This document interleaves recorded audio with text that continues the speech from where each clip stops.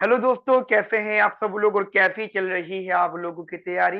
दोस्तों, आज हमारी अल्फा सीरीज में एक और बहुत ही बढ़िया सा टॉपिक शुरू होने वाला है जिसका नाम है बजट कंस्ट्रेंट थ्योरी। दोस्तों, ये वो बजट है जिसके बेसिस पे कोई भी कंज्यूमर अपनी यूटिलिटी को मैक्सिमाइज करता है। क्योंकि किसी भी कंज्यूमर को या कोई भी उपभोक्ता, जैसे कि मैं हूं, आप हो या कोई भी है, अगर हम लोग कोई भी कमोडिटी को कंज्यूम करते हैं तो उसको खरीदने से पहले हम ये देखते हैं कि उसका प्राइस कितना है और फिर ये देखते हैं कि हमारे पास पैसे कितने हैं। आज मैं ये कहता हूं कि मुझे जैगुआर कार चाहिए, तो मुझे देखना पड़ेगा कि उसका प्राइस क्या है और फिर मेरी इनकम क्या है। मेरा बजट एक होता है और हम लोग हमेशा अपना जो खर्चा करते हैं अपनी मैक्सिमम इनकम तक करते हैं।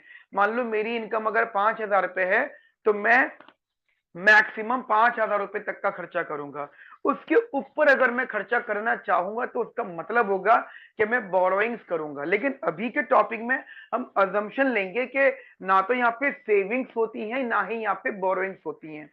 कहने का मतलब ये है कि मेरा जो खर्चा होगा वो एग्जैक्टली मेरी इनकम के बराबर होगा। My expenditure is must be equals to my income. कुछ अजम्पशंस हैं, पढ़ते हुए हम लोग उन अजम्पशंस को ले लेंगे, लेकिन आगे चल के ये अजम्पशंस को हम बदलेंगे। जैसे क्योंकि कोई जनरल कंज्यूमर थ्योरी में बोरोइंग्स भी होती हैं, सेविंग्स भी होती है, और माइक्रो से जब हम लोग मैक्रो पे जाते हैं तो वहां पर तो सेविंग्स की बहुत बड़ी इंपॉर्टेंस होती है। तो अभी के लिए हम लोग बिल्कुल इनिशियल से शुरू कर रहे हैं, बिल्कुल आसान आसान से स्टार्ट करेंगे। आपको बढ़िया से समझ में आएगा। कॉपी पेन निकाल लीजिए, एक एक बात ध्यान से नोट करना जितनी भी बातें मैं आपको बता रहा हूँ। और दूसरी चीज, हमारी सेमिकॉन क्लासेस यूट्यूब चैनल पर आप लोगों के लिए अल्फा सीरीज, जो कि आपको पता है ये टॉपिक इस अल्फा सीरीज में हो रहा है।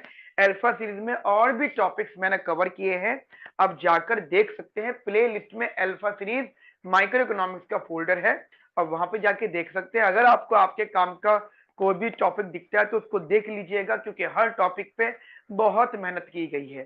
चलिए शुरू करते हैं हम लोग अपनी क्लास का डिस्कशन। तो देखिए, जब भी हम लोग बात करते हैं बजट कंस्ट्रेंट की तो हमें कुछ बातें लेनी पड़ती हैं। जैसे जैसे कोई भी कंज्यूमर है तो उसके लिए कुछ कमोडिटीज होंगी। मान लीजिए कुछ कमोडिटीज होंगी और वो कमोडिटीज क्या क्या हो सकती हैं। X1 हो सकती है, X2 हो सकती है, X3 हो सकती है, करते करते XN। मतलब हमारे पास बहुत सारी कमोडिटीज हो सकती हैं और उन कमोडिटीज के प्राइसेस भी होंगे। मान लो X1 का P1 होगा, X2 का P2 होगा, X3 का P3 होगा, करते करते करते XN का PN होगा। मानते हो? अब एक बार बताओ, अगर मैं जनरल सी बात कह रहा हूं, अगर मैं X1 खरीद रहा हूं, अगर मैं कमोडिटी X1 खरीद रहा हूं और लेट सपोज मैं X1 खरीद रहा हूं और मेरा जो प्राइस है वो P1 है। कमोडिटी का जो प्राइस है वो P1 है।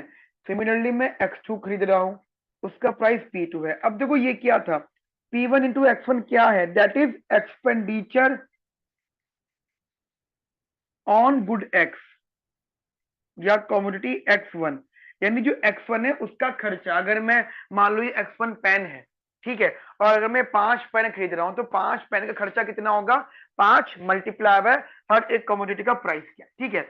ऐसी P2 X2, ऐसी P3 X3, एंड आगे आखिर में जाते जाते हैं PN XN। एक बार समझना, अगर मैं इन सबको ऐड कर दूंगा, अगर मैं इन सबको ऐड कर दूंगा तो this represent my total expenditure. ये जो है क्या रिप्रेजेंट करेगा, माई टोटल एक्सपेंडिचर। क्या बताएगा दोस्तों, ये मुझे बताएगा मेरा टोटल एक्सपेंडिचर क्या है। That is P1 X1 plus P2 X2 plus P3 X3 plus plus plus plus PN XN। और ये जो खर्चा होगा ये क्या होगा, लेस देन और इक्वल्स टू माई इनकम। ये मैक्सिमम मेरी इनकम के बराबर होगा। क्या होगा दोस्तों, ये जो खर्चा होगा मैक्सिमम, बिल्कुल लास्ट मेरी इनकम के बराबर होगा। इनकम से ज्यादा मैं कभी भी कुछ भी खर्च नहीं कर सकता। मैंने बताया ना आपको, बोरोइंग्स नहीं है, इवन यहाँ पे सेविंग्स भी नहीं है। आगे चल के इनइक्वालिटी खत्म हो जाएगी और ये इक्वल टू आ जाएगा। अब इस बात को अगर मैं थोड़ा सा इस तरीके से लिखना चाहूं, that is summation of TI X I Y, देखो ये P1 P2 P3 X1 X2 X3, मैंने बोला कि अगर मैं सारे खर्चों को एक अलग तरीके से लिखना चाहूं तो मैं लिख सकता हूं summation of P I X I where I is 1 to n, this is less than और इक्वल्स टू माई इनकम। ध्यान रखना ये जो इक्वेशन है this is known as equation of budget constraint, equation of budget constraint when the consumer consume N commodities. अगर मान लो कोई भी कंज्यूमर एन कमोडिटीज को कंज्यूम कर रहा है तो वो ये बजट लाइन फेस करेगा। ये मैंने आपको भी स्टैंडर्ड फॉर्म में बताई है, अभी मैंने आपको जर्नल फॉर्मेशन दी है। अभी के लिए ये मत सोचना कि सर 2 गुड्स इकोनॉमी केस होता है, नहीं, इकोनॉमी केस कोई भी हो सकता है, 1 गुड भी हो सकता है, 2 गुड भी हो सकता है, 3 गुड भी हो सकता है और एन गुड्स भी हो सकते हैं, कितने भी हो सकते हैं। तो this is my budget constraint. क्या है दोस्तों ये है हमारा बजट कंस्ट्रेंट। लेकिन क्योंकि हम लोग जो है two two goods commodity world की बात करते हैं, यानी हम ये मान के चलते हैं कि हमारी पूरी दुनिया में 2 ही प्रकार के गुड्स होते हैं। मैं यहाँ पर भी आप लोगों को एक चीज क्लियर करना चाहता हूँ, जब हम ये कहते हैं कि 2 प्रकार के कमोडिटीज होती हैं, 2 टाइप्स ऑफ कमोडिटीज होती हैं, तो उसका मतलब हो जाता है 2 गुड्स में से, 2 कमोडिटीज में से जो एक कमोडिटी होगी वो हमारी मेन कमोडिटी होगी। मेन मेन मतलब जिसके ऊपर सब कुछ डिपेंड है। और एक होंगी हमारी कंपोजिट कमोडिटीज। कौन सी? कंपोजिट। कंपोजिट कहते हैं अदर कमोडिटीज को, sum of all, right, sum of all, सारी कमोडिटीज को मिला के एक बात होगी। तो इस सेंस में हम लोग कहते हैं 2 कमोडिटीज। तो कभी भी बात हो ना 2 कमोडिटीज की, तो इसका मतलब ये बिल्कुल भी नहीं कि दुनिया में से 2 ही कमोडिटीज है, नहीं, एन कमोडिटीज होंगी। बट हम उन एन कमोडिटीज को डिवाइड करेंगे 2 पार्ट में, एक होगा एक कमोडिटी, दूसरी होंगी सारी मिलके अदर कमोडिटीज, जिन्हें अदर कमोडिटीज को हम लोग बोलते हैं कंपोजिट कमोडिटीज। मेरी यहां तक की आपको बात समझ में आ गई? ये बहुत बेसिक सी बात है। अब हम जो बात शुरू करेंगे वो बात करेंगे 2 कमोडिटीज वर्ल्ड से, ठीक है? आप इसको एक बार नोट कर लीजिए। मैं ये एरिया रफ कर रहा हूं, मैं पूरा बोर्ड रफ करूंगा, ठीक है, क्योंकि मुझे पूरा एरिया चाहिए, मैं इसको रफ कर रहा हूं और मैं यहां से शुरुआत करूंगा। चलिए देखिए जरा ध्यान से देखना, बहुत इंपॉर्टेंट बात है ये सब जो है।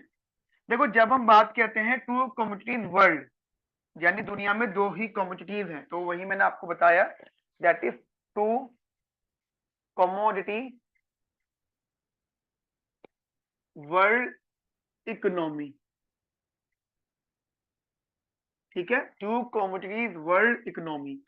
तो अब उनको हम मान लेते हैं, एक होगी हमारी एक्स, तो एक्स कमोडिटी को हम बोलते हैं मेन कमोडिटी, हमारी मेन। मेन आप कोई भी ले सकते हो, जैसे आप कहते हो सर एजुकेशन, तो एजुकेशन हमारी मेन हो गई। एजुकेशन के अलावा सब कुछ अदर हो जाएगा, जैसे हम है, आप लोग हो, तो आपके लिए पढ़ाई सबसे पहले, पढ़ाई मेन है, पढ़ाई की चीज, पढ़ाई के बेसिस पर आप डिसीजन लोगे सारे, ठीक है, और अदर चीजें अदर हो जाएंगी, राइट। तो हम एक्स को मेन बोलेंगे और जो वाई है इसे हम कंपोजिट कमोडिटी बोलेंगे, कंपोजिट कमोडिटी। कंपोजिट का मतलब होता है ग्रुप ऑफ मेनी, ठीक है। इसी वजह से जनरली मैं आपको भी को बता देता हूं, ध्यान रखना, इसका जो प्राइस हम रखेंगे पी एक्स रखेंगे, इसका प्राइस पी वाई रखेंगे। और तो कुछ इकोनॉमिस्ट का मानना होता है कि कंपोजिट का प्राइस अजम्पशन के तौर पे 1 मान लो, बट मैं इसको पी वाई मान रहा हूं। मैंने आपसे बात करी थी कि लेट सपोज P1 वो पी आई एक्स आई अगर होगा तो I is 1 to n is less than और इक्वल्स टू m होता है। ये कब बात थी? When there are n commodities. ये बजट कांस्टेंट कब था? फॉर n कमोडिटीज, जब आपके पास n कमोडिटीज थी। कितनी कमोडिटीज थी दोस्तों? n commodities. बट अगर मैं बोलूं कि हमारे पास सिर्फ 2 ही कमोडिटीज हैं, तो आप बोल सकते हो that is P x into x plus py into y is less than or equals to this that my income. So this is the budget constraint for the 2 commodities world, ठीक है, this is the budget constraint for 2 commodity world economy। समझ में आ गई मेरी बात आपको लिए ये अच्छे से? So this is my budget equation, no doubt budget constraint और बजट इक्वेशन। अब इसको समझने का तरीका, पहले हम इसके लिए डायग्राम बनाएंगे। आप सबसे पहले इसका एक डायग्राम बनाएंगे, दैट इज एक्स और ये वाई। देखो ये एक इक्वेशन है, ठीक है दोस्तों, ये एक इक्वेशन है, that is P1 x plus का P2 y is less than और इक्वल्स टू m। क्या बोला मैंने? P1 x प्लस का P2 y is less than और इक्वल्स टू m। यहाँ पे जो देखिएगा, यहाँ पे जो Px है वो आपका स्ट्रिक्टली पॉजिटिव होगा, क्योंकि वो कमोडिटी का प्राइस है, वो हमेशा पॉजिटिव रहेगा, ना तो वो नेगेटिव होगा ना वो जीरो होगा। क्लियर? सिमिलरली पी वाई भी आपका स्ट्रिक्टली पॉजिटिव होगा। सिमिलरली जो इनकम है, ध्यान रखना, M do not for income, I repeat myself again, M do not for income, M जो होगी वो इनकम होगी, और वो भी आपकी स्ट्रिक्टली पॉजिटिव होगी, क्योंकि यदि इनकम जीरो हो जाती है तो मेरा खर्चा फिर किस पे डिपेंड करेगा, तो इनकम भी मेरी पॉजिटिव होगी। लेकिन लेकिन यहाँ पे जो एक्स और वाई है, इनका पॉजिटिव, मतलब इनका स्ट्रिक्टली पॉजिटिव होना कोई नेसेसरी नहीं है, ये आपके वीक पॉजिटिव होंगे। वीक पॉजिटिव का मतलब ये वो एक्सिस होगा, और ये क्योंकि फर्स्ट क्वाड्रेंट है तो ये समझा पा रहे हैं, ये जो टर्म है, this represent that our budget constraint lies in the first quadrant. ये चीज बता रहे हैं कि हमारा जो बजट कंस्ट्रेंट है वो लाई करेगा, लाइज इन फर्स्ट क्वाड्रेंट। क्योंकि अगर आप थोड़ा मैथमेटिकल भी देखो तो हमारे पास में चार क्वाड्रेंट्स होते हैं, क्वाड्रेंट 1 2 3 4, लेकिन हम हमेशा फर्स्ट क्वाड्रेंट की बात क्यों ही करते हैं, वो इस वजह से करते हैं क्योंकि हमारा जो एक्स और वाई होता है वो वीकली पॉजिटिव, ये स्टैंडर्ड फॉर्मेशन हैं। हाँ, कोई क्वेश्चन डिपेंड करेगा आगे चलकर, मान लो कोई ये कहीं पर लिखा हुआ है स्पेशली कि एक्स नेवर बी नेगेटिव और never be zero, always positive, तो उसको हम कह सकते हैं। अब ऐसा सोचना जैसे कि इक्वेशन आपके पास में p1x प्लस का p2y इज लेस देन और इक्वल टू m, यहाँ पे x की भी पावर देखो 1 है, y की भी पावर 1 है। देखो क्योंकि आप थोड़े से बड़े हो चुके हो, समझदार हो चुके हो, तो आपको पता है कि एक लीनियर लाइन का डायग्राम कैसे बनाया जाता है, क्योंकि आपको पता है px कांस्टेंट, py कांस्टेंट और m कांस्टेंट, ठीक है, आपको पता है कि ये सब चीजें कांस्टेंट है, तो आपको बहुत अच्छे से मालूम है कि एक लीनियर लाइन का डायग्राम कैसे बनाया जाता है, how to draw the linear equation diagram, right. तो ये जो बनेगा ये आपका डाउनवर्ड स्लोपिंग स्ट्रेट लाइन बनेगा। हाँ, मैं आपका ये डाउट जरूर क्लियर करूंगा कि sir why it is downward. देखो आप इस इक्वेशन को कुछ इस प्रकार मान लो, p1x प्लस का p2y is equals to m। एक बात ध्यान रखना, ये जो होते हैं ना इन इक्वालिटी, ये इनइक्वालिटीज, ये कहीं पर भी हो, किसी भी इक्वेशन में लिखी हुई हो, ये हमेशा थ्योरेटिकल कंसेप्ट में इस्तेमाल होती हैं, लिखने में कहाँ इस्तेमाल होती है, बट जब आप डायग्राम बना रहे होते हो, न्यूमेरिकल सॉल्व कर रहे होते हो, क्वेश्चंस की बात कर रहे होते हो, ठीक है, जब ये सब चीजें चल रही होती हैं तब आप हमेशा इक्वालिटी लेते हो। याद रखिए बात, आपको भूलोगे तो नहीं, मैं फिर बोलता हूँ, कहीं पर भी अगर आप इनइक्वालिटी देखो, कहीं पर भी, जैसे मैं यहाँ पर भी कह रहा हूँ इनइक्वालिटी, तो ये तभी अप्लाई होगी जब वो थ्योरेटिकल है, ठीक है, अदरवाइज वैल्यूज इक्वल टू होती हैं हमेशा। Now if you save that के सर अगर x जीरो हो गया तो p1 इंटू जीरो प्लस का p2y is equal to m, then y is equal to m upon में p2, यानी y की जो वैल्यू होगी वो m अपॉन में p2 होगी, और x क्या होगा यहाँ पे जीरो, तो हम शायद ये वाला पॉइंट कह सकते हैं that is x zero and y की वैल्यू m अपॉन में p2। ये बात जो बता रहा हूं मैं आपको, याद रखना, भूलनी नहीं है आपको। सिमिलरली इफ यू से कि sir if y is equal to zero then p1 into x plus का p2 into 0 is equals to m, then x is equals to m upon में p1, right, then x is equals to m upon में p1, तो somehow वो यहाँ पे कहीं मिलेगा, ठीक है, तो m अपॉन में p1 comma zero, m upon में p1 comma zero, m upon में p1 कॉमा जीरो, ये बात समझ में आ गई। तो अब आप सोचो, एक पॉइंट मुझे ये मिला था, एक पॉइंट मुझे ये मिला था, मैंने इन दोनों पॉइंट को ज्वाइन कर दिया था, तो ये इस प्रकार बना था डाउनवर्ड स्लोपिंग। एक बात समझ में आ गई आपको?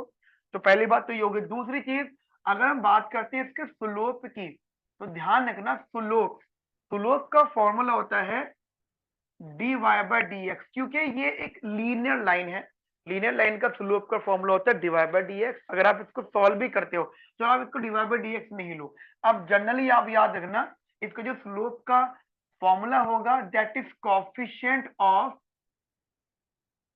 X axis variable upon coefficient of Y axis variable. इस बात को हमेशा ध्यान रखना, slope of any linear line, किसी भी लीनियर लाइन का स्लोप का फॉर्मूला होता है ये, टॉप पे लिख लेना, this is the universal formula, this is the universal formula. क्या बोला मैंने, मैं बोल देता हूं, लिख लेना, slope of any linear line is what, coefficient of X axis variable upon coefficient of Y axis variable. अब आप जरा देखेंगे एक्स एक्सिस का कोफिशिएंट क्या है, ये रहा एक्स, इसका साथी क्या है पी एक्स, इसका साथी क्या है पी एक्स। सिमिलरली ये क्या है वाई, वाई का साथी क्या है पी वाई, वाई का साथी क्या है पी वाई। तो दिस इज द स्लोप। और क्योंकि ये डाउनवर्ड स्लोपिंग है, इसका मतलब ये होगा कि अगर आप एक्स को मान लीजिए आप वाई को ये ले रहे हो, एक्स को ये ले रहे हो, ठीक है, फिर आप कहते हो मुझे एक्स ज्यादा चाहिए, अगर आप एक्स को बढ़ाओगे तो आपको वाई को कम करना पड़ेगा। यानी if you want to consume more X then you have to reduce some of Y, and this we are talking about the budget constraint.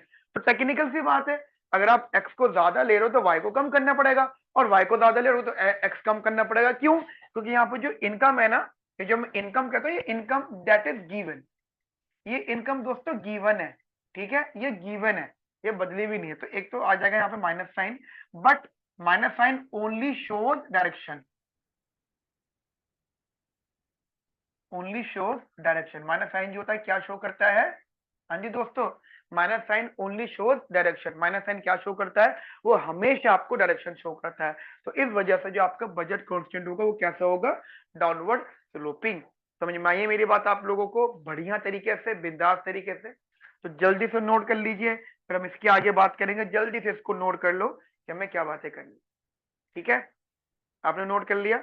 चलिए अब हम आगे बात करते हैं इससे रिलेटेड। जरा ध्यान से देख लीजिए कि पीडी को पॉज करके इसको नोट कर लेना, बहुत ही बढ़िया लग रहा है देखने में, ठीक है?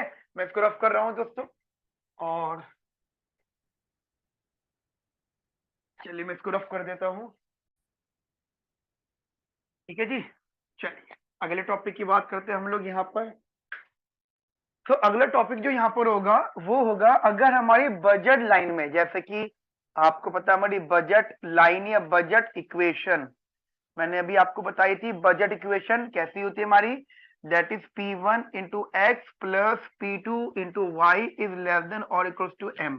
और इसी का अगर हम डायग्राम की बात कर रहे थे थोड़ी देर पहले, तो वो कुछ इस प्रकार था, ये एक्स था, ये वाई, और ये आपकी बजट लाइन थी। तो दोस्तों जब हमने इसकी स्लोप की बात की थी, slope of the budget line, ठीक है, तो आपको ये बात मालूम होनी चाहिए कि जो किसी भी लीनियर लाइन का जो स्लोप होता है, किसी भी लीनियर लाइन का स्लोप होता है वो कांस्टेंट होता है। और एक फॉर्मूला जो मैंने आपको अभी थोड़ी देर पहले बताया था, वो मैं एक बार और रिपीट कर देता हूं, that is coefficient of X axis variable upon coefficient of Y axis variable. ध्यान रखना ये हम बात कर रहे हैं लीनियर इक्वेशन की, right? We are talking about the linear equation. यानी अगर हमारा एक्स और वाई है, और आप देखो एक्स की पावर 1 है, वाई की पावर 1 है, तो ये जो इक्वेशन बनेगी दोस्तों कैसी इक्वेशन बनेगी? लीनियर। क्लियर? Linear equation. अब स्लोप का फॉर्मूला एक तो ये हो गया, अगर आप ध्यान से देखेंगे कि एक्स एक्सिस वेरिएबल, अब ये एक्स है ना, एक्स एक्सिस पर एक्स है, उसका कोफिशिएंट क्या है? P1। ऐसे ही coefficient of Y axis variable, Y Y axis पे क्या है? वाई, और वाई एक्सिस का वाई का कोफिशिएंट क्या है? P2। तो ये आ जाएगा अपॉन में P2। तो ये जो P1 बाय P2 है that is no doubt constant. एक तो ये कांस्टेंट है, और ये आपको P1 बाय P2 गिवन हो गया, ठीक है? तो एक तो ये इसका स्लोप हो गया। स्लोप निकालने का एक और फॉर्मूला होता है, that is the mathematical method, ठीक है?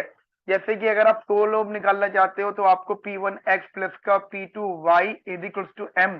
ध्यान रखना मैंने आपको बताया था कि जो इनइक्वालिटी होती है ये सिर्फ थ्योरेटिकल कंसेप्ट में इस्तेमाल होती है। इनइक्वालिटी का जो यूज होता है वो सिर्फ और सिर्फ थ्योरेटिकल कंसेप्ट में इस्तेमाल होता है, जब आप चीजों को एक्सप्लेन कर रहे होते हो। लेकिन जब हम कहते हैं न्यूमेरिकल या मैथमेटिकल, जब हम इनकी बात करते हैं तो इनइक्वालिटी हट जाती है, फिर इक्वालिटी आ जाती है। तो अगर आप मान लो एग्जांपल P2 को यहां रखो और M माइनस का P1 x कर दो, ठीक है, और फिर y इधर इधर रखो, M अपॉन में P2 माइनस का P1 x अपॉन में P2, ठीक है। नाउ इसको अब आप अगर आप डिफरेंशिएट कर देते हो dy by dx, if you differentiate the y with respect to x, ध्यान रखना मैथमेटिकली M बाय P2 ये कांस्टेंट है, क्योंकि यहाँ पे x नहीं है, ये कांस्टेंट है तो ये 0 हो जाएगा। P1 बाय P2 कांस्टेंट है पर मल्टीप्लाई में है तो ये एज इट इज आ जाएगा। और ये जो x है, x की रिस्पेक्ट में कर रहे हैं तो वो उसका 1 हो जाएगा। तो टेक्निकली स्लोप यानी dy बाई डी एक्स क्या गया आपका -P1/P2। मैथमेटिक्स में स्लोप को हम लोग dy बाई डी एक्स बोलते हैं, ध्यान रखना।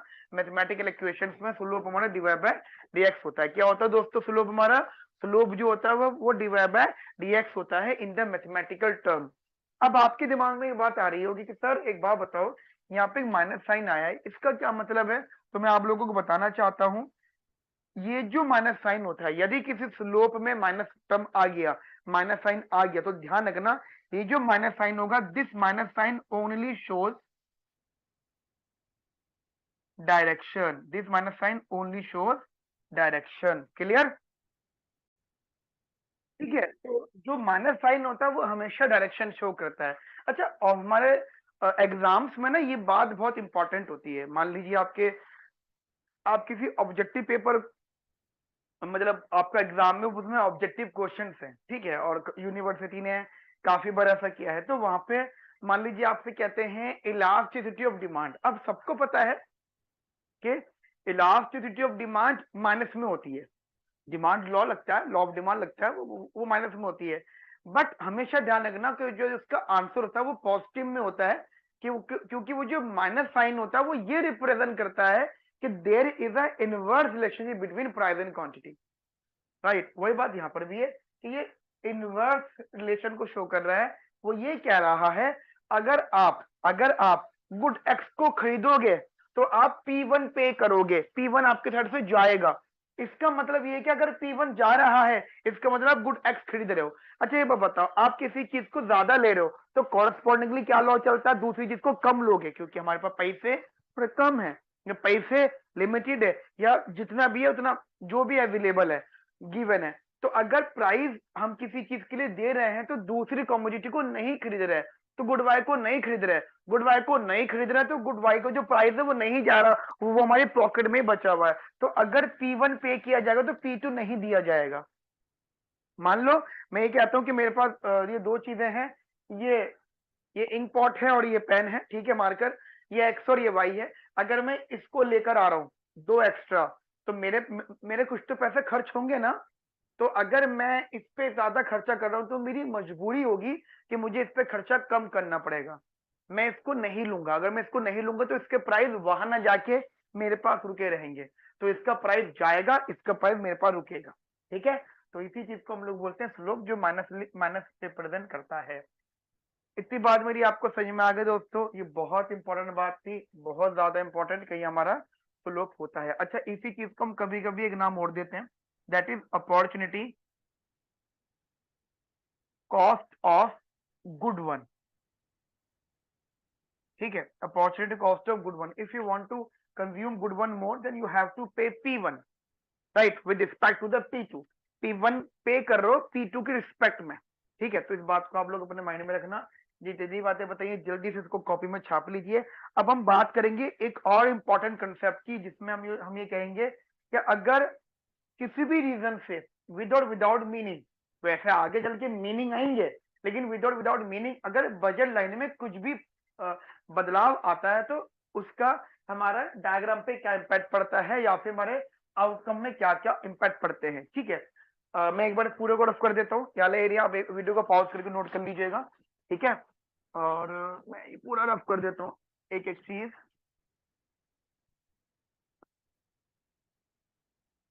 चलिए जरा ध्यान से देखिएगा।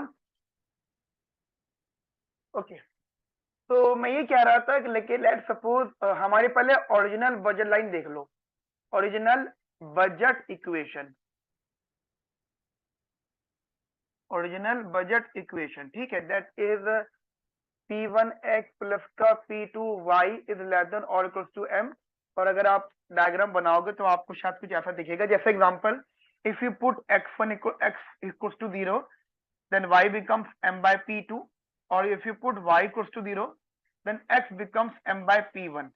ठीक है, ये थोड़ी देर पहले मैंने आपको बताया था, यानी एक ये पॉइंट आ जाएगा 0, m by P2, अब इसको ज्वाइन कर दो यहाँ से m by p1 comma 0, right. तो these are the maximum consumption, ठीक है, ये मेरे मैक्सिमम कंजम्पशन है और ये मैं बाउंड्री लाइन पर रहूंगा, तो ये मेरी मैक्सिमम कंजम्पशन होंगी। Now the interesting point is that अगर हमारी इकोनॉमी में इन्फ्लेशन आता है, इन्फ्लेशन मतलब किसी भी कमोडिटी का प्राइस अगर बढ़ता है, डिफ्लेशन भी फील कर सकते हो आप, कोई दिक्कत नहीं है, बट डिफ्लेशन हमने कभी देखा नहीं अपनी जिंदगी में, हमने इन्फ्लेशन देखा, तो फिलहाल हम लोग इन्फ्लेशन की बात करते हैं। मान लीजिए कि हमारी इकोनॉमी में इन्फ्लेशन आता है, यानी कमोडिटी के प्राइसेस बढ़ जाते हैं, ठीक है। तो let suppose assume that change in good x prices, ठीक है, गुड एक्स के जो प्राइसेस हैं वो बदल गए हैं, ठीक है।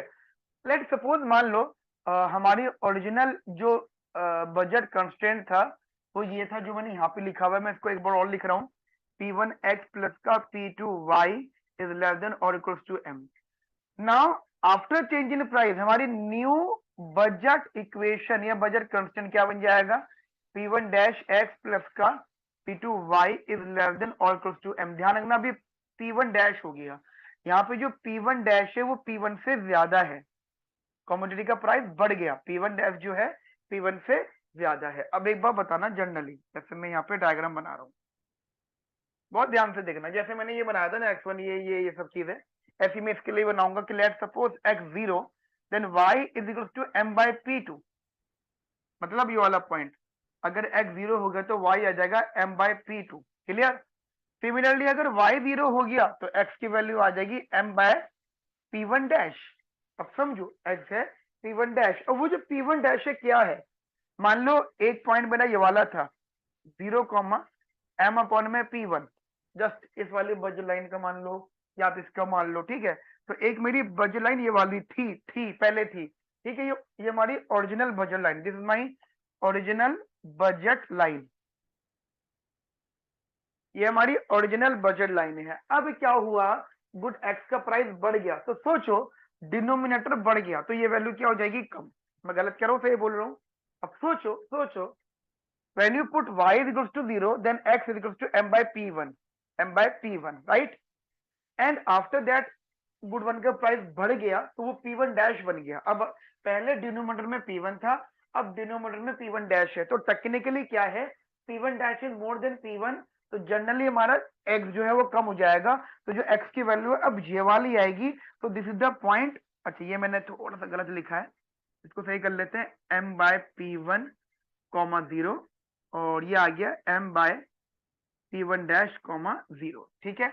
अगर मैं इसको ज्वाइन कर दूंगा तो दिस इज माई, अच्छा आप एक चीज और सोचो, ये वाली वैल्यू तो सेम है ना, ये तो सेम है ना, if you put y x equals to 0 then y is equals to m by p2 and if you put x equals to 0 and y is equals to m by p2, original budget line का y intercept and new budget line का y intercept वो तो यही का यही है, क्योंकि good Y के प्राइस तो चेंज ही नहीं हुए। अगर गुड वाई के प्राइस चेंज नहीं हुए हैं तो हमारी जो बजट लाइन है वो इनवर्ट जो है पिवोट होगी, राइट, क्योंकि इसका जनरली स्लोप कम हुआ है। तो अगर मैं आपको बता दूं, अगर हम इस वाली बजट लाइन के स्लोप की बात करेंगे तो वो होगा P1 by P2, clear, original budget line.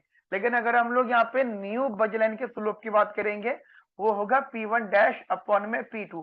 अब आप ऐसा सोचो, अब आप इस तरीके से सोचो कि हमारी जो पुरानी वाली budget line P1 by P2 थी, तो ये था इसका स्लोप P1 अपॉन में P2, क्या था P1 अपॉन में P2, और जो हमारी न्यू बजट लाइन है उसका स्लोप है P1 डैश बाय P2, और जो P1 डैश है वो ज्यादा है, P1 dash is more than P1, तो टेक्निकली स्लोप बढ़ जाएगा। तो ये जो लाइन है ना जो इनवर्ट पिवोट हुई है, इसका स्लोप थोड़ा सा कंपैरेटिवली वर्टिकल शेप में, जनरली आप उसे स्टीपर कह सकते हो, ठीक है। तो जो इसका स्लोप है वो P1 डैश है, P1 डैश अपॉन में P2, तो आप कह सकते हैं कि slope of new budget line is more steeper than slope of old budget line.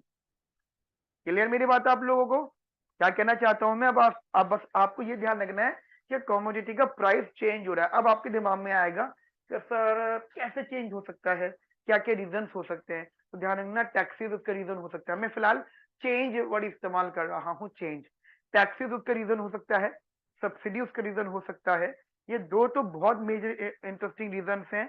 उसके अलावा उसके अलावा और भी मार्केट फ्लक्चुएशन हो सकती हैं, सप्लाई शॉक हो सकता है, डेफिशिएंसी हो सकती है, एक्सपेंशनरी हो सकती है, इन्फ्लेशनरी भी हो सकता है, बहुत कुछ रीजंस हो सकते हैं प्राइस के बदलने के।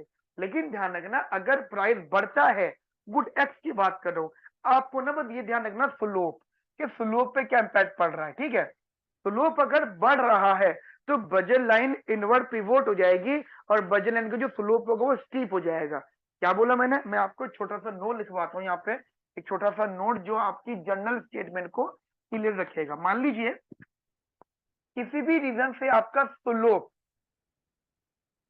ऑफ बजट लाइन इंक्रीज कर रहा है, तो ध्यान रखना आपको जो बजट लाइन है वो कैसे हो जाएगी, गेट स्टीपर, और you can say that pivot to inward, inward pivot हो जाएगी अगर स्लोप बढ़ रहा है। एक बार ध्यान रखना, जनरली हम ये कहते हैं कि स्लोप इंक्रीज हो रहा है, ठीक है, तो वो इनवर्ड पिवोट होगी। सिमिलरली अगर slope of budget line decrease हो रहा है, अब डिक्रीज होने के रीजन हो सकते हैं, इन्फ्लेशन ही मानो, बट अब इन्फ्लेशन गुड टू का है, डिनोमिनेटर वाली चीज का है, गुड टू प्राइस के महंगे हो रहे हैं, इन्फ्लेशन आ रहा है गुड टू का, कंपोजिट गुड्स का आ रहा है। तो अब क्या होगा, डिनोमिनेटर, अब क्या होगा, पहले हमारे एक्स के प्राइस में चेंज आया था, तो इसमें बदलाव आया था, राइट। लेकिन अब यहाँ पर बदलाव आएगा दोस्तों, अब बदलाव आएगा यहाँ पर, अब बदलाव आएगा इसके इंटरसेप्ट में, अब ये बदलेगा, ठीक है। समझ में आ गई मेरी बात आप लोगों को, बढ़िया तरीके से, बिंदास तरीके से। और इसके बहुत से नोट्स हैं, जो मैंने आपके लिए स्टैंडर्ड बुक्स के भी नोट्स बनाए हैं, और मेरे हैंड रिटन नोट्स भी हैं, वो हमारी वेबसाइट semiconclasses.com पे आपको मिल जाएंगे। तो वहां पे जाइएगा, आपको अपना कोर्स दिखेगा, वहां पे आपको अपना सब्जेक्ट दिखेगा, माइक्रो इकोनॉमिक्स, उस पर क्लिक करोगे आपको अपने टॉपिक्स मिल जाएंगे। जब आप उन टॉपिक्स पे क्लिक करोगे तो वहां पे आपको सब टॉपिक्स मिल जाएंगे, क्योंकि ऑब्वियस बात है, एक टॉपिक है कंज्यूमर थ्योरी, कंज्यूमर थ्योरी में तो दुनिया भर के टॉपिक्स हैं, राइट। तो वो सब कुछ आपको वहां पे मिल जाएगा, तो आप वहां पे जाके अपने काम के नोट्स जो है डाउनलोड कर सकते हैं और चीजों को स्टडी कर सकते हैं। And we are also try कि हम लोग अभी असाइनमेंट्स भी जो है रिलीज करना स्टार्ट करें। बस ये कि अभी मैन पावर कम है, अभी हम अकेले काम कर रहे हैं, तो जितना अकेले हो सकता है तो कर रहे हैं। कुछ अपना रेगुलर बैचेस को देख लेते हैं, कुछ आप लोगों के लिए काम कर लेते हैं। बस मैं आपसे यही बार बार रिक्वेस्ट करता हूँ कि अगर आप हमारे क्लासेस को देख रहे हैं रेगुलर बेसिस पे और पसंद आ रही है, तो आपको सपोर्ट करना है, आप अपने फ्रेंड सर्कल में इसको शेयर करो, राइट। और कमेंट जरूर किया कीजिए, लाइक करें, सब्सक्राइबर्स इंक्रीज हो, मतलब आप खुद भी सब्सक्राइब करें, अपने फ्रेंड्स को भी करवाएं, राइट। इससे सपोर्ट मिलता है, और सपोर्ट कहीं ना कहीं घूम फिर के आप ही को मिलेगा, क्योंकि अगर हम मोटिवेट होंगे और ज्यादा काम करेंगे, जहां हमारी फ्रीक्वेंसी अभी हर रोज एक क्लास की है। जनरली मैं ट्राई करता हूँ कि वीक में आपको मिनिमम 5 क्लासेस दे दूं, मिनिमम, मैक्सिमम तो 6-7 भी हो सकती है, तो ऑन एन एवरेज एक दिन में एक क्लास भी हो सकती है, 2 दिन में एक क्लास भी हो सकती है, ठीक है। मैं ट्राई कर रहा हूँ कि अगर थोड़ा सा और आपका सपोर्ट मिले तो हम 2 क्लासेस इन अ डे कर दे, 2 क्लासेस इन अ डे कर दें। उससे क्या होगा, फ्रिक्वेंसी बढ़ेगी, आपका सब्जेक्ट जल्दी पूरा होगा, फिर हम दूसरे सब्जेक्ट पर आएंगे, जब ये टॉपिक कवर्ड होंगे फिर आपकी असाइनमेंट डिस्कस होंगे। नहीं, मैं ये प्लानिंग कर रहा हूँ, ठीक है। ये मान लीजिए मेरा कंज्यूमर थ्योरी खत्म हो जाएगा, तो एक तो क्लास सेशन मतलब होगा हमारा रेगुलर दूसरे टॉपिक का, अल्फा सीरीज में मान लो प्रोडक्शन थ्योरी, और एक सेशन हमारा रहा करेगा असाइनमेंट सीरीज का ऑफ दी कंज्यूमर थ्योरी। ये मैं प्लान कर रहा हूँ, और ये सारी की सारी प्लानिंग सक्सेसफुल तभी हो सकती है जब आप लोगों का हमें साथ मिलेगा, सपोर्ट मिलेगा, ठीक है। तो वो बात मैं आपसे यहाँ पे कर रहा था, तो इसका जो स्लोप हो जाएगा, अगर budget line slope of the budget line decrease करता है, तो बजट लाइन गेट्स डिक्रीज कर रहा है, ध्यान है ना, गेट्स फ्लैटर, तो वो फ्लैटर हो जाएगा। समझ में आगे मेरी बात है आप लोगों को, थोड़ा सा वो फ्लैटर हो जाएगा, ठीक है। लेकिन कभी भी बजट लाइन आउटवर्ड नहीं जाएगा, अभी वो इनवर्ड शिफ्ट होगा। जैसे एग्जांपल मैं इसको रेफ कर रहा हूँ, ठीक है, ये स्टेटमेंट आपको बताने के लिए, इस पूरे को मैं उल्टा पुल्टा कर रहा हूँ, ठीक है, तो आप शायद उस बात से भी समझ जाओगे। ये पूरा आप समझ लेना इधर से, ये ओरिजिनल वाली तो बात सेम रहेगी, बट अब क्या हुआ, गुड वाई के प्राइस चेंज हुए, ठीक है। Now the heading basically change, please heading change कर लीजिएगा, change in good Y prices. अब जो होगा गुड वाई के प्राइसेस में बदलाव आएगा, तो ओरिजिनल बजट कांस्टेंट तो वही रहेगा, P1x प्लस का P2y इज लेस देन और इक्वल्स टू m, और ये स्लोप आपका P1 बाय P2 हो जाएगा।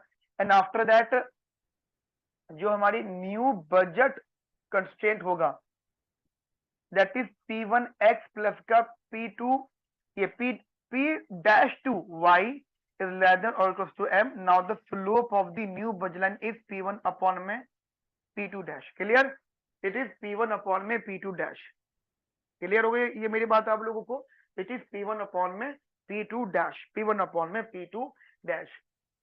अब हमें पता है कि जो P2 है और P2 डैश है जनरली वो ज्यादा है, हमने एक जस्ट एग्जांपल ये लिया है कि इंक्रीज हुआ है, ठीक है, इंक्रीज हुआ है। अब ऐसे देखना, अगर x0 तो y की वैल्यू हो जाएगी m बाय P2 डैश, और अगर y0 तो x की वैल्यू हो जाएगी m बाय P1। अब आप देखेंगे m बाय P1 वाली बात सेम है, तो पहले मैं ओरिजिनल बजट लाइन बना लेता हूं, जो कि मैंने अभी थोड़ी देर पहले बनाई थी। कॉपी में आप एक एक चीज नोट कर रहे हो तो नोटिंग जरूर करना, बहुत काम की बातें हैं। तो y है और ये x है, ये हमारी ओरिजिनल बजट लाइन है, दैट इज ये पॉइंट है आपका एग्जांपल, और थोड़ा बड़ा कर लेते हैं, 0 m बाय P2, और ये है आपका m बाय P1 0। क्लियर? ये कुछ इस प्रकार का कंसेप्ट है। अब वो कहते हैं कि ये तो सेम है, तो ये वाला पॉइंट तो सेम रहेगा, इसमें कोई बदलाव नहीं आएगा, लेकिन वो कह रहे हैं कि गुड टू का प्राइस इंक्रीज हुआ है, बढ़ा है, इंक्रीज हुआ है। तो देखो जनरली अगर ये ज्यादा होगा तो अगर अगर ये प्राइस बढ़ता है तो टेक्निकली आप गुड बाय को कम खरीदोगे, because you have a given income, constant income, limited income, you have a limited resources. अगर गुड बाय का प्राइस, गुड टू का प्राइस बढ़ता है तो आप ऑटोमेटिकली गुड बाय को कम खरीदोगे, you consume good Y automatically less, right? तो उससे क्या होगा, आपकी जो पॉइंट पहले यहां पर आया था अब वो पॉइंट थोड़ा बहुत कहने के नीचे आएगा, that is 0 m by P2 dash, but this point is remain same, इसमें कोई बदलाव नहीं है। तो आप इसको ज्वाइन कर लीजिए, तो आप देखिएगा again it shift inward, it pivoted inward, but the point is that budget line gets flatter. जब अब सोचे इसका स्लोप कुछ है, लेकिन ये जैसे ये बड़ा स्लोप कम हो गया, तो स्लोप जब कम होता है तो बजट लाइन फ्लैटर होती है, स्लोप जब बढ़ता है तो बजट लाइन स्टीपर होती है। तो आप समझना बजट लाइन गेट्स फ्लैटर, और ये पिवोट हो जाएगी, पिवोट टू इनवर्ड। अब आपके दिमाग में क्वेश्चन आ रहा होगा, sir why it is always pivot inward, why not pivot outward? It's this is the budget line and we always try to minimize our expenditure because we already have the minimum income. क्योंकि हम लोग जितना कमाते हैं हमें लगता है वो कम ही है, इमेजिनेशन, हम लोग जितना कमाते हैं, जितनी हमारी इनकम होती है, हमारी साइकोलॉजी क्या है, वो कम है, तभी तो हम लोग और काम करते हैं, तभी तो हम डेली बेसिस पे ये सोचते हैं कैसे इनकम बढ़े, कैसे इनकम बढ़े, ये इन्वेस्ट कर दे, वहां इन्वेस्ट कर दे, म्यूचुअल फंड में कर, यही सब चीजें चलती रहती हैं। तो we always try to reduce our expenditure because we have a limited income. Are you getting my point what I am saying guys here? तो ये सिनेरियो है हमारी चीजों का। अभी तो मैंने फिलहाल चेंज इन वाई बोला था, चेंज इन एक्स बोला था, या change in price of good x और गुड वाई बोला था, जिसकी वजह से ये बदलाव आया है। अब मैं आपको इसी में एक छोटा सा नोट बता देता हूँ, जो मैं चेंजेस कह रहा हूँ एक्चुअली में वो चेंजेस टैक्सेस या सब्सिडी की तरफ से मान सकते हो। मैं दोनों ही नोट आपको बता देता हूँ। देखो आप ये तो समझ गए हो कि अगर P1 P2 में चेंज आता है तो बजट लाइन कैसे चेंज होती है। अब मैं उनके प्रैक्टिकल एग्जांपल दे देता हूँ आपको कि वो एप्लीकेशन क्या हो सकती है। तो मैं वहां पे सिर्फ आपको बजट लाइन और उसका फ्लो बताऊंगा, ज्यादा डिस्कस करने की वहां पे नीड नहीं है, आप समझ गए हो, ठीक है। और थोड़ी बहुत जो कमियां हैं वो आपको मेरे नोट्स से, handwritten notes, typed notes या स्टैंडर्ड बुक नोट्स, वहां से आपको क्लियर डेफिनेटली हो जाएंगी चीजें, ठीक है। चलिए एक इकोनॉमिक एप्लीकेशन की बात कर लेते हैं हम लोग यहाँ पे।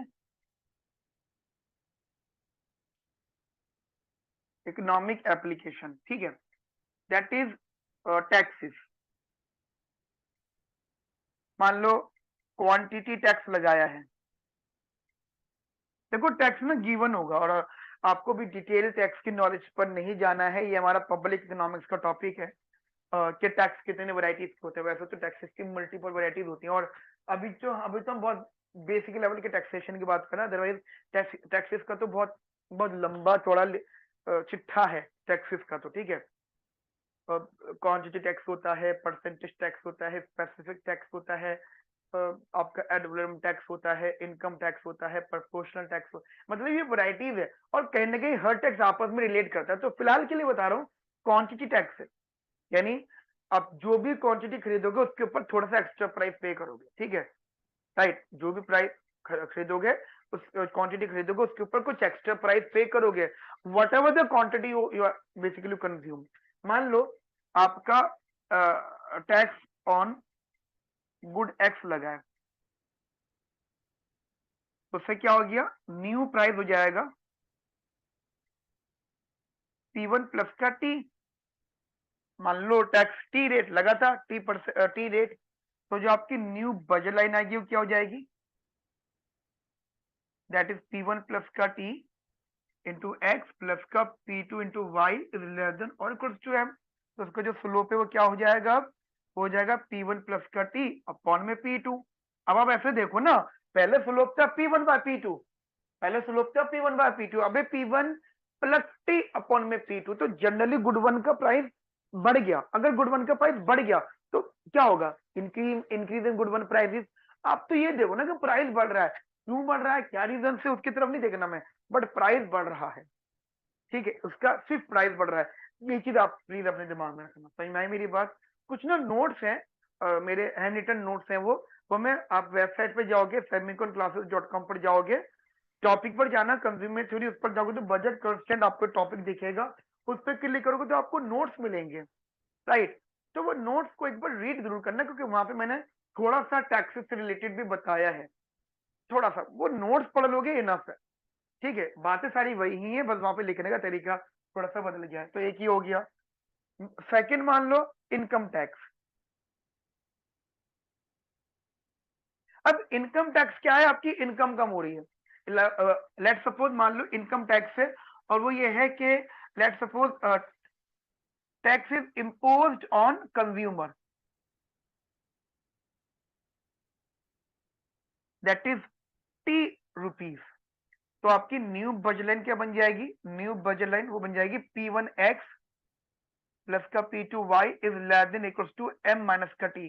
Now the income basically reduced, अब इनकम उसकी थोड़ी सी कम हो गई है, ठीक है। स्लोप सेम उसका वही रहेगा, जो स्लोप है वो स्लोप में कोई बदलाव नहीं आएगा, P1 बाय P2, बस इनकम कम हो गई है। अब सोचो, मैं इसको भी डायग्राम आपके लिए बना लेता हूँ, मान लो मैं यहाँ बना देता हूँ आपके लिए ये, कि अगर इनकम कम हो गई तो फिर बजट लाइन कैसी बनेगी, या अब मान लो इनकम बढ़ जाए या इनकम कम हो जाए, फिलहाल हम इनकम कम कम एग्जाम्पल मान लेते हैं।